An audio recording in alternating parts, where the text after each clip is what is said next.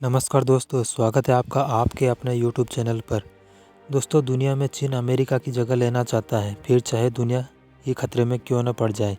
एक बार तो चीन ने कोविड-19 जैसे वायरस को दुनिया से छिपा करके विश्व के लगभग तमाम देशों को खतरे में डाल दिया था और अभी भी कोविड-19 दुनिया से पूरी तरह से ख़त्म नहीं हुआ है। चीन में तो अभी फिर से नए केसेस बढ़ना शुरू हो गए हैं। वो अमेरिका को खुद से रिप्लेस करने के लिए किसी भी हद तक जाने को तैयार है।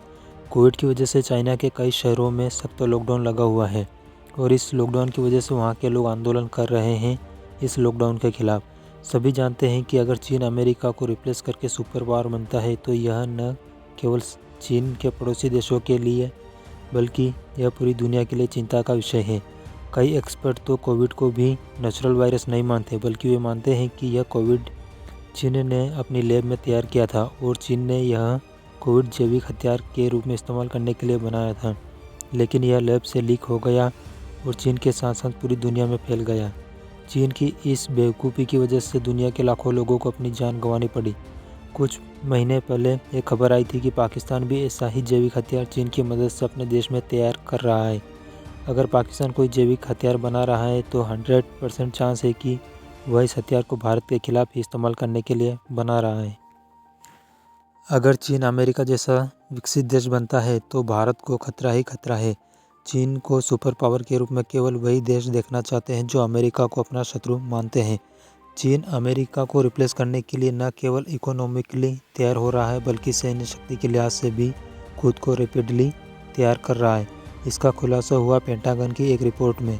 जिसको पता न हो उनके लिए बता दूं, पेंटागन अमेरिका के रक्षा विभाग का एक ऑफिस है और यह अमेरिका ही नहीं बल्कि पूरी दुनिया का सबसे बड़ा ऑफिस है। इसमें 25,000 डिफेंस कर्मचारी है। अमेरिका के जितने भी डिफेंस से रिलेटेड निर्णय होते हैं इसी से पूछकर अमेरिका के राष्ट्रपति निर्णय लेते हैं। पेंटागन ने कहा है कि चीन के पास अभी 400 से ज़्यादा एटम बम है और यह 2030 तक 1000 और 2035 तक 1500 से ज़्यादा होंगे। चीन ने 2021 से अपने परमाणु विस्तार को तेज कर दिया है। चीन न केवल इकोनॉमिकली अमेरिका के बराबर होना चाहता है बल्कि वह हर फील्ड में अमेरिका से आगे निकलना चाहता है और इसलिए वह अपने परमाणु कार्यक्रम को तेज़ी से आगे बढ़ा रहा है। वहीं अगर अमेरिका की बात की जाए तो उसके पास 6000 परमाणु बम्स हैं और अमेरिका ने अपने परमाणु बमों की संख्या को स्थिर रखा है। वहीं रूस के पास परमाणु बमों की संख्या 7000 है।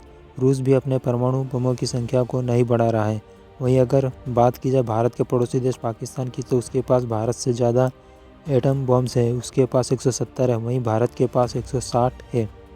आने वाले 10-12 वर्षों में भारत के एटम बम की संख्या कितनी होगी, पेंटागन ने इसके बारे में अपनी रिपोर्ट में कुछ नहीं बताया है।